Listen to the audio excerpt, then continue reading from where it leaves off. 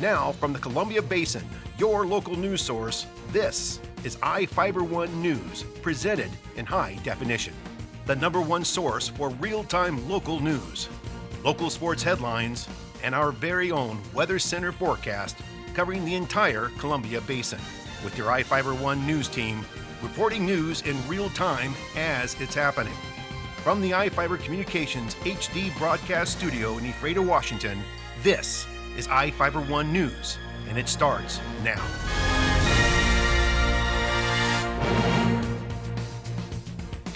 Welcome to iFIBER 1 News. I'm Roger Adelson, reporting news from around the Columbia Basin for Thursday, January the 2nd. Tonight we report on an update on a shooting in Moses Lake and a change in a prepaid cell phone tax. In sports, Bob Kirkpatrick reports on the Seattle Sounders and the future of the University of Washington running back Bishop Sankey. Our spotlight story tonight is about an annual fundraising event in Ephrata that took place on New Year's Day. And we have the latest weather forecast for the Columbia Basin from the iFIBER 1 Weather Center. Our top story tonight, James Eshelman was the man shot and killed by a Moses Lake police officer on Monday evening.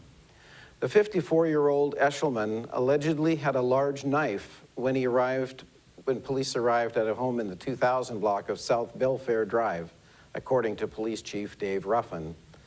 The Columbia Basin investigative team has concluded processing the scene, but they're still conducting interviews. An autopsy of Eshelman's scheduled for today. The officer's name has not been released. Ruffin stated the police officer was placed on administrative leave pending the outcome of the investigation as a standard protocol. There is no other information at this time, Police Chief Dave Ruffin stated. We recognize the media and the public interest, and we want to ensure that we allow the investigators time to conduct interviews with witnesses, gather evidence, and verify information. Within the constraints, we will be able to provide accurate information. They expect to provide more information tomorrow. A change in who is collecting prepaid cell phone taxes is happening in Grant County. Here's Cameron Probert with the story. A change in how a tax is collected may affect people using prepaid cell phones. The Grant County Commissioners approved an ordinance requiring retailers to collect a 70-cent a month tax for prepaid cell phones. The ordinance follows a similar change in state law. The money from the tax goes to pay for 911 services. Prior to the change, cell phone carriers such as AT&T and Verizon Wireless were required to collect the tax for prepaid cell phones. The Multi-Agency Communications Center Director, Jackie Jones, said the change shouldn't increase the amount of money the center receives, but it may, because it's unknown whether all of the prepaid companies are paying the tax. Jones suggested some of the smaller companies might not be paying anything. She estimated the center could lose nearly $200,000 if the county didn't make the change, since state reimbursements for 911 service would stop and no one would be collecting the tax on prepaid cell phones. For iFIBER 1 News, this is Cameron Probert reporting. Thanks, Cameron. Courageous Moses Lake locals took the plunge yesterday to ring in the new year. Here's Jeff Chu with that story.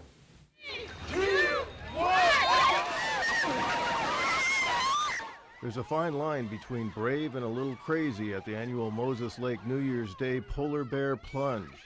After all, you have to either be brave, crazy, or a little of both to jump into a 30-foot square pond cut out of a block of ice they call a lake.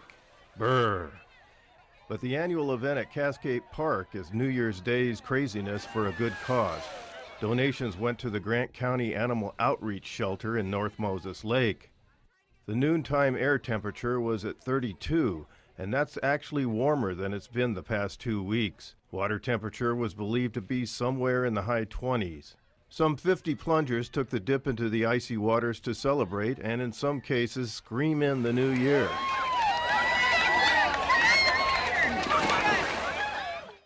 There were about 3 times the onlookers than those who took the plunge.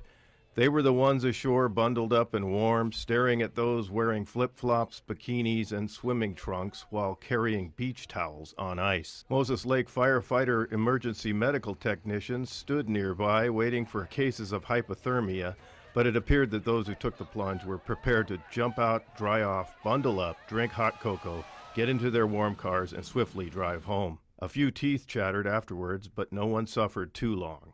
I'm Jeff Chu for iFIBER 1 News. Thank you, Jeff. Each of the people you see here has warrants for their arrest and is wanted by various law enforcement agencies. If you see any of these people, the DOC asks that you do not attempt to detain or apprehend them, but to call the police. You can also call the Department of Corrections at 509-764-6180 during the day or 509-762-1160 after 5 p.m. We'll be back after these messages with the latest from the iFIBER 1 Weather Center, sports, and more news.